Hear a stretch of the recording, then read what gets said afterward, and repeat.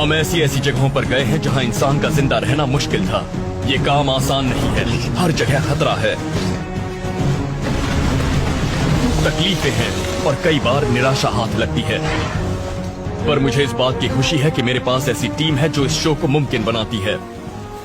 जरा इस जगह को तो देखिए, वाकई ये नजारा बहुत खूबसूरत है, लेकिन साथ ही ये इलाका बहुत ही सुनसान और दूर दराज है।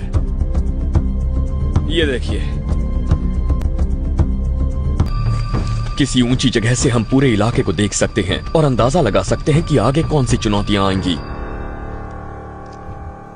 आप वो जगह देख रहे हैं, वो सियरा रिका पहाड़ हैं और उनके पास ही है रियो ग्रांडे। बहुत शानदार नजारा है, पर अब भी हर तरफ जंगल जंगल और सिर्फ जंगल है।